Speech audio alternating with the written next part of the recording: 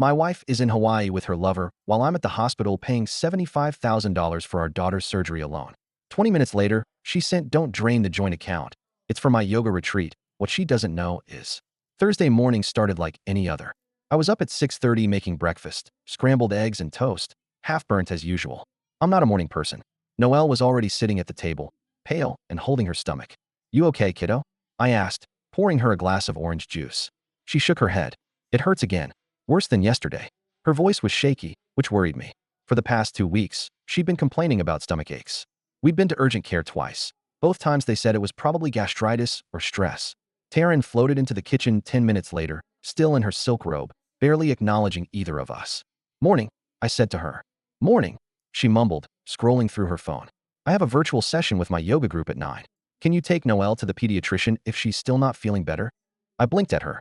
"Taryn, we've already been twice. If she's still in this much pain, she needs more than a pediatrician. She needs a real workup." She rolled her eyes and poured herself a smoothie. "I'm getting on a plane this afternoon. I can't just cancel everything now. The retreat is non-refundable." "I'm not asking you to cancel. I'm saying maybe we should take our daughter to the ER." "She's just stressed," Taryn replied. "She's always been dramatic." Noelle winced visibly and leaned over the table. "It's not drama, Mom. Right?" Taryn said distractedly. "Well, let me know what they say." She kissed Noelle's head, gave me a half-hearted smile, and disappeared upstairs. Not an hour later, Noelle collapsed in the hallway, curled up on the floor, crying. I called 911. I rode with her in the ambulance, still in my sweatpants, barely able to string a thought together. Everything moved fast after that. By 2 p.m., a surgeon was telling me Noelle had a volvulus. Part of her intestine had twisted, cutting off blood flow. Emergency surgery was non-negotiable. "You're lucky you brought her in when you did," the doctor said. "Another few hours, and she could have gone septic." They needed $75,000 upfront. Our insurance had a massive deductible. I wasn't about to haggle. I opened our joint bank app, transferred the full amount from our savings, and signed the release forms. Noelle was wheeled away, barely conscious. I sat down in the waiting area and stared at the floor. My phone buzzed. "Taryn, don't drain the joint account. It's for my yoga retreat." That was it. "No, how is she?" "No, is she okay?" Not even a call. I stared at the message, read it twice, then a third time, trying to wrap my head around the sheer audacity of it. What Taryn didn't know was that a buddy of mine, Eli, from college, had texted me the day before. He was in Maui on business and thought he saw her. He sent me a photo he snapped from across the beach bar. Her, laughing, cocktail in hand, leaning across a table towards some tall guy in a man bun and a linen shirt unbuttoned to his chest. They were sitting on the same side of the booth. "Your wife," Eli wrote. "Didn't know you guys were on the island." No, we weren't. The guy was Milo Kessler, a name that had been buried in the back of my head. He was a photographer she'd met during a retreat she attended last summer in Joshua Tree. He'd stayed at our house for 2 nights. At the time, she said it was for convenience and collaboration. I never liked him. Something about the way he smiled too long, like he was performing empathy. I had chalked it up to insecurity and paranoia. God, I wish I had trusted my gut. While Noelle was in surgery, I started digging. iCloud. Her laptop at home synced everything. I guessed the password in 2 tries. It was our anniversary date. Her messages with Milo were disgusting. Not just the affair. The way she talked about me. "Milo, has he noticed anything?" "Taryn, no. He's too busy being the responsible dad. It's boring." "Milo, when are you telling him?" "Taryn, after this trip. I just want to get what I need first. He can keep the house. I'll keep the money." The messages went back months. By the time Noelle's surgery ended successfully, thank God, I was in full prep mode. I didn't tell Taryn anything. I let her enjoy her retreat. I wanted her to feel safe, entitled, smug. Friday morning, I called our bank. "Yes, I'm the primary on the account. I'd like to open a new personal account and transfer $82,000. "Yes, right away." I canceled her yoga retreat charge. I locked the credit cards. Then I called Cassie Blanchard, a friend and a sharp-as-nails divorce attorney. We set up a plan. With the evidence I had, it wouldn't just be divorce. It would be financial misconduct, infidelity, and a push for full custody. We were going scorched earth. I haven't finished yet. There's more to tell. The confrontation, the fallout, Noelle's reaction, the unraveling of 14 years of what I thought was love. But this is the part where I catch my breath. This is the part where I ask, am I doing the right thing? Because as angry as I am, as betrayed and humiliated as I feel, there's still a part of me that remembers when Taryn held my hand through my father's funeral, when she painted Noelle's nursery by hand, when we danced in our tiny backyard under fairy lights 5 summers ago like we didn't have a care in the world. Was that all fake? I don't know. But I know one thing. My daughter deserved better. And so did I. Taryn got back from Hawaii on Monday night. She didn't text before she landed. "No, I'm home. No check-in about Noel. Nothing. I heard the door unlock around 10:40 p.m., and I was sitting in the living room, laptop open, a stack of legal folders on the coffee table, TV off. She walked in, dragging her carry-on, wearing her usual linen jumpsuit and flip-flops, hair braided back, skin sun-kissed. She stopped when she saw me. "You're up," she said, setting her bag down. I didn't respond right away, just stared at her. She looked around. "Where's Noelle? Is she home?" "She's upstairs," I said. "Still recovering. You'd know that if you had called."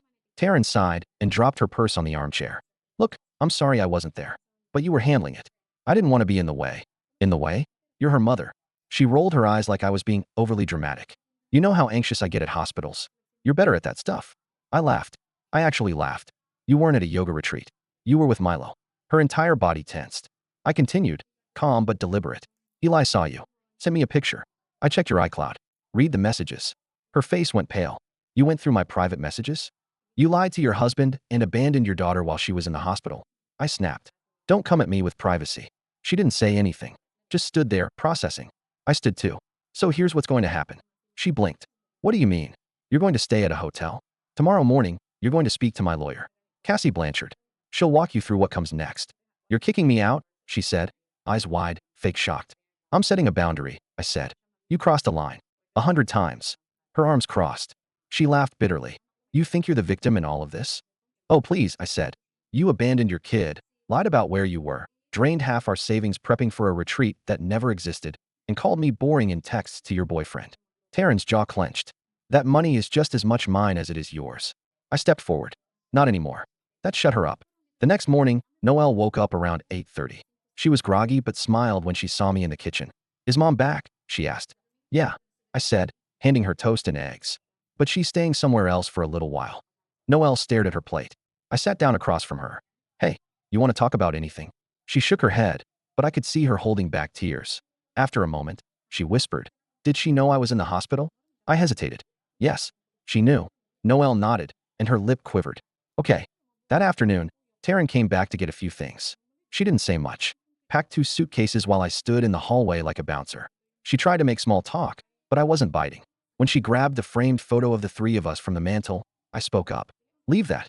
She turned slowly. "Why?" "Because you're not part of that anymore." I saw it land. For a second, I thought she'd cry. But then she straightened her back, flipped her hair over her shoulder, and said, "You'll regret treating me like this." "No," I said. "I've been regretting not seeing you clearly for years. But that ends now." Later that evening, Jonah, my younger brother, came by to check in. He brought over some In-N-Out for us, and we sat outside on the porch while Noelle watched a movie upstairs. "You okay, man?" he asked. I stared out at the driveway, where Taryn's car used to sit. "I don't know. It's like, I'm not even sad. Just tired. Like my body is catching up with the weight of pretending everything was fine." Jonah handed me a beer. "You're handling this better than I thought you would." "Trust me, I'm not," I said. "But I've got Noelle. That's all that matters now." We sat in silence for a while, listening to the neighborhood settle into night. Distant sprinklers, a dog barking down the block, the soft buzz of summer bugs. Then he said, "You know, I never liked her." I laughed. "No one did. Why didn't you say anything?" "You seemed happy," he said. "Or at least, committed." "Yeah," I said. "I was committed." She wasn't. The next week was a blur of logistics, lawyer meetings, work emails, school stuff for Noelle, who was now well enough to complain about algebra again. It felt good to be needed. But the legal part was messy. Cassie told me Taryn was trying to claim emotional distress and unfair distribution. She wanted access to her rightful share of the assets and threatened to file for spousal support. But Cassie was 2 steps ahead.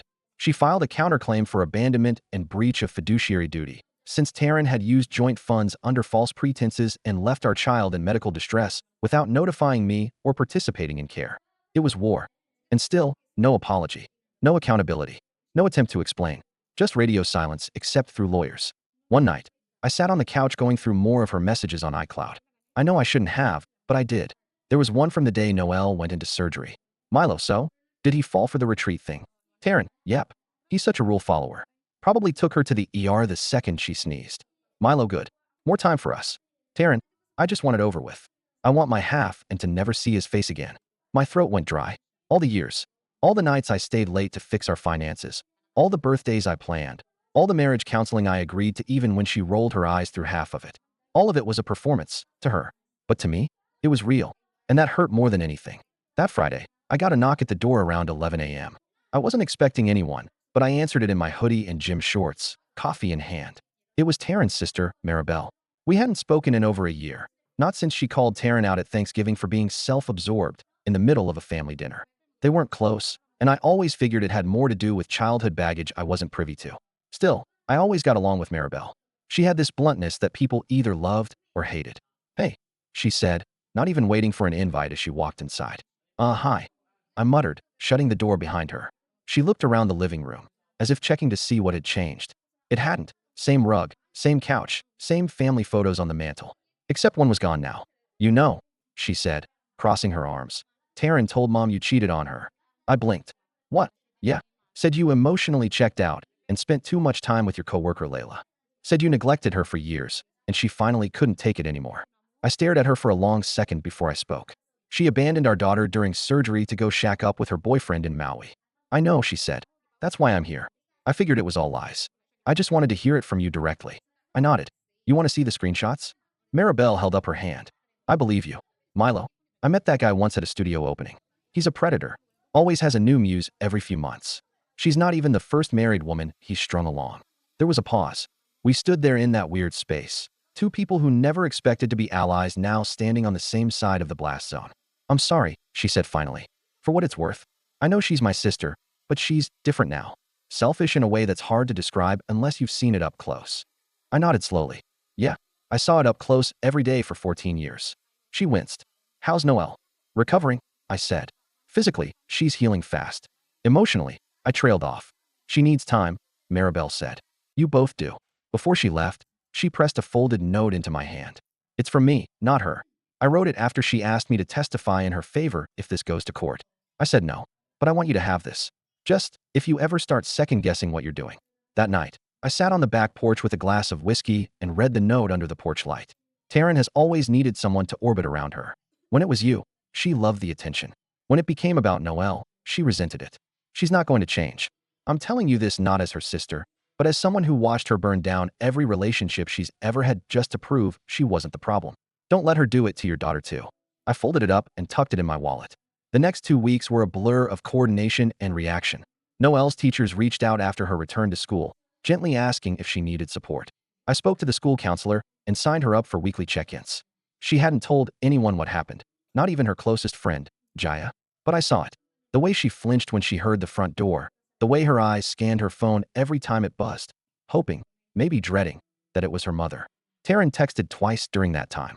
The first time, she sent, "Let me know if you'll agree to 50-50 custody. I think it's fair." The second time, 2 days later, "You're poisoning her against me. That's parental alienation, and I will bring it up in court." I didn't respond to either. I didn't need to. The court filings and therapy records were doing the talking now. One night, Noelle came downstairs around 10:15 while I was watching a rerun of Frasier with a bowl of cereal on my lap. She looked nervous. "Dad." "Yeah, bug." She hesitated in the doorway. "Did Mom want to come visit me?" I set my bowl aside. "Why do you ask?" "She told Jaya's mom that you're keeping her away, that you're mad and punishing her." I sighed and patted the spot next to me. She sat down, knees pulled to her chest. I chose my words carefully. "I'm not keeping her away. I told her she needed to take responsibility for what happened, for leaving, for lying. She hasn't done that yet. And until she does, I don't think it's good for either of us to pretend things are normal." Noelle nodded, slowly. Then she said something that crushed me. "Did I do something wrong? Is that why she left?" I turned fully toward her. "No. No, baby. This has nothing to do with you. Nothing. Your mom, she's got her own stuff to figure out. But none of this is because of you." She leaned her head on my shoulder, and I held her while she quietly cried. The day of our first court appearance came quicker than I expected. Taryn walked in with a new lawyer. She wore a pale blue dress and that same smug expression I'd started to associate with her texts. She didn't look at me. Her lawyer tried to present a balanced custody proposal. Claimed Taryn was not made aware of the full extent of the child's illness and had never willingly forfeited her role as a parent. Cassie calmly produced medical records, text message screenshots, travel records, and screenshots of Milo's Instagram posts, including a selfie with Taryn captioned, "Healing under Hawaiian skies with my light." The judge didn't make a final ruling that day, but the way he looked at her, the way he paused after Cassie finished talking, it said enough. Outside the courthouse, Taryn finally approached me. She looked tired for the first time. Not yoga retreat tired. Real tired. Like life was finally starting to sting. "I didn't think you'd go this far," she said. I kept my tone even. "You left me no choice." She looked off into the parking lot. "I thought you'd forgive me. Eventually." That's what you were banking on, I said. That I'd always clean up after you. She looked back at me. You still love me. I didn't flinch. I used to. Now, I love our daughter. That's all. She stared at me for a long moment, like she wanted to argue, to reach for some invisible string still holding us together. But it wasn't there anymore. And I think, for the first time, she realized it. I didn't go home and celebrate. I didn't feel triumphant. Instead, I picked up Noelle from school. We got Thai food and sat in the car eating noodles from the takeout containers with plastic forks. She asked if things were over. I said, not yet, but we're close. And she nodded, like she understood what that meant more than most kids her age should. 3 weeks after the first court appearance, Cassie called me mid-morning while I was reviewing design specs for a project in Long Beach. She's filed an emergency motion, she said. I paused. For what? She's alleging that your refusal to allow visitation is emotionally damaging to Noelle. She's claiming you're intentionally keeping them apart. I leaned back in my chair and exhaled slowly. Is she serious? She's desperate, Cassie said. Her lawyer must have told her the custody case isn't swinging in her favor. They're trying to shift the narrative. But we're ready. I stayed quiet for a moment. She hasn't even tried to see her, Cassie. She hasn't once asked how she's doing, what she needs, if she's okay. I know, she said gently. But they'll use that. The fact that there hasn't been contact. You just need to make sure Noelle's therapist is documenting everything. She is. Every week. Good, she said. We'll file a motion to quash. This won't hold. But it'll bring things to a head. That night, after dinner, Noelle was on the couch with her sketchpad, drawing something with intense focus. I could tell she was in one of those moods, quiet, thoughtful. I didn't want to interrupt. But after a while, I sat down next to her. Hey, I said softly. Can I ask you something kind of serious? She looked up and nodded. If your mom wanted to see you, would you want that? She paused, pinned midair, and looked back down at her paper. I don't know, she said. Part of me does. Just to ask why. But the other part. She swallowed hard. The other part doesn't want to hear more lies. I reached out and gently brushed her hair back behind her ear. You don't ever have to see her if you don't want to. No one can make you. But if you do want to someday, we'll figure out how to do it in a way that feels safe. She nodded again. What if she says I'm the reason she left? I took a deep breath. She won't, I said. But if she does, it's a lie. And you'll know it's a lie, because I'll be right there to remind you. The emergency hearing was brief. Taryn showed up with a full glam team. Hair curled, soft pink lipstick, pressed blouse. Her lawyer did most of the talking. Claimed emotional alienation. Said I was controlling the child's access to her mother based on personal resentment rather than the child's best interest. Cassie handed over transcripts of Taryn's texts, a note from Noelle's therapist, a signed statement from Noelle's pediatrician outlining the neglect during the medical crisis, and the court's own record of the abandonment issue. The judge asked, has the petitioner made any direct request for visitation through the proper legal channels since the initial hearing? No, Your Honor, Cassie answered. There's been no formal request, only accusatory texts. After a short deliberation, the judge denied Taryn's motion. She looked furious, like she was truly stunned that playing the victim wasn't working anymore. As we exited the courtroom, she caught up to me in the hallway. I want to see my daughter, she hissed. Then tell her that. Apologize. Mean it. She blinked like the concept was foreign to her. She's 13. You're manipulating her. I looked her in the eyes. Noelle is smarter than both of us combined. She knows what happened. And the worst part? You could have fixed it. All it would have taken was honesty. But you still haven't given her that. She didn't respond. She turned, heels clicking down the marble hallway, each step echoing like a nail in a coffin. 2 days later, she emailed me. It was short. I'd like to arrange a supervised visit with Noelle. I'll follow whatever guidelines you think are appropriate. I showed the email to Cassie. She raised an eyebrow. She's folding. This means we're close.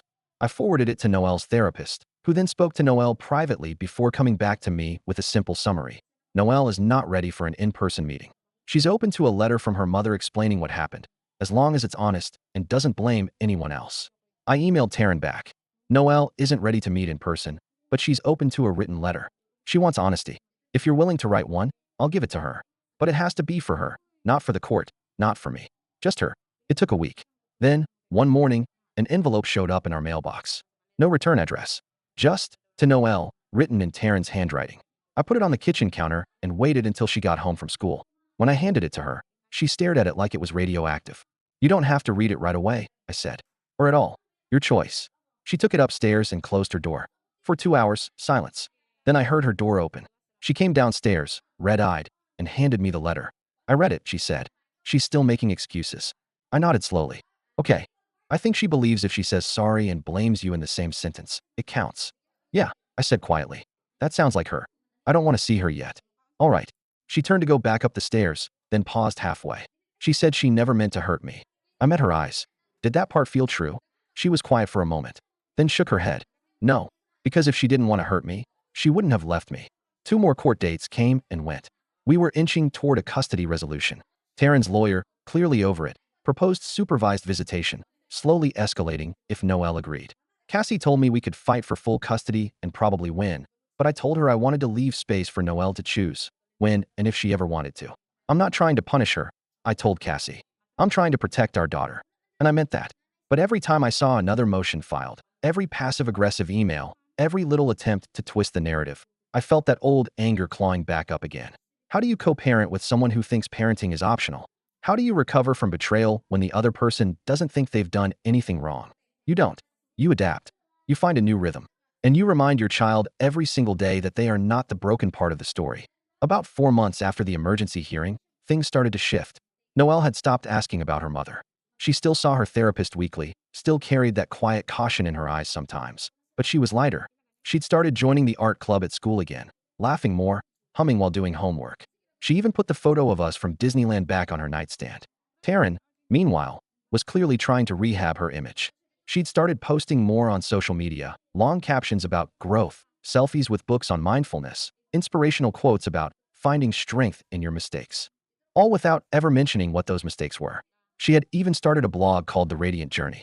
I didn't care. If she wanted to perform healing for an audience, let her. I was too busy being present in my daughter's actual life. But the funny thing about lies is, eventually they start folding in on themselves. And Taryn had built hers on sand. It started with a LinkedIn notification.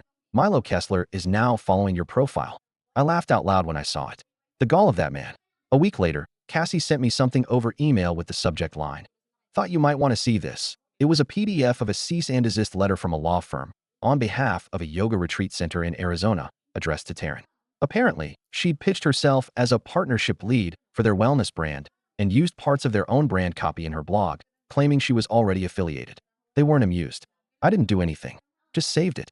Then another piece fell into my lap. Maribel called one afternoon, laughing so hard she could barely get the words out. She tried to apply for a mortgage, she said. In both your names. What? Yeah. Said she was rebuilding stability for the sake of her daughter. The bank called me to verify some references. I told them you've been separated for months and are in the middle of a custody case. The guy on the line sounded stunned. Again, I didn't react. I just waited. Then came the final domino. Cassie called me on a Monday morning with a tone in her voice I hadn't heard before. A sort of restrained glee. She's trying to request a mediation session, she said, to resolve this without court intervention. But what? She's also filed a request to reverse the asset freeze. She wants access to the old joint account again. She thinks I'll agree to it. No, Cassie said. But here's the best part. She filed it using your old address. She doesn't even have an updated one for you on record. And she tried to backdate the request. I blinked. She tried to fake a paper trail. Exactly, Cassie said. She's digging her own grave. You want to go for everything. I was quiet for a moment. Then I said, yes. Court reconvened in early October. This time, I wasn't nervous. Noelle was at school, happy and safe. My life had stabilized. I had proof, a stellar lawyer, and the truth on my side. Taryn walked in wearing an off-white pantsuit, carrying a leather planner. She smiled at the judge like they were old friends. It didn't take long. Cassie presented the cease and desist letter, the mortgage application fraud, the attempt to access joint accounts without consent, and emails she had quietly subpoenaed that showed Taryn had been siphoning small PayPal donations from her blog into a wellness fund she told readers would support single mothers rebuilding their lives. Except, there were no other mothers. Just Taryn and Milo and their Airbnb in Santa Barbara. The judge looked exhausted. When it was her turn to speak, Taryn launched into a half-baked monologue about transformation and being villainized for choosing joy. He interrupted her halfway through. Ms. Wren, he said, sighing. This is a custody and divorce hearing, not a lifestyle brand pitch. Mr. Adler has demonstrated consistent parental involvement, financial transparency, and emotional responsibility. You've demonstrated the opposite. She froze. I'm awarding Mr. Adler full physical and legal custody of the minor child, with visitation at the discretion of her therapist. Any future joint financial claims are hereby denied. Taryn's face crumpled just slightly. Your Honor, please, he held up his hand. It's done. You've had every opportunity to put your daughter first. You chose not to. Outside the courthouse, Taryn ran after me. I can't believe you do this, she said, near tears. I made one mistake. I turned around slowly. You made hundreds. I forgave the first 50. Then I stopped keeping count. She sniffed. You ruined my life. No, I said calmly. I just stopped letting you ruin mine. She stood there for a moment, speechless, mouth opening and closing like she wanted to fight, but had nothing left. Then she turned and walked to her car. Alone. A month later, I took Noelle to the beach. Just the two of us. We watched the waves crash near the pier, and she ran ahead with her sketchpad, drawing surfers while I read a book. She looked peaceful, whole. I looked at her and realized something. I'd done it. I hadn't just survived. I'd protected her, given her a soft place to land in the middle of a storm. And as for Taryn, her blog went dark. Milo's Instagram was suddenly full of vague quotes about moving on. The influencer life dried up without the drama to feed it. Eventually, I heard through Maribel that she moved back to Tucson. Alone. Noelle never wrote her back. I never drained our new account. But I did make one final deposit into an escrow account for Noelle's college fund. Every penny that Taryn tried to take, it's going toward the one person who deserves everything I've got.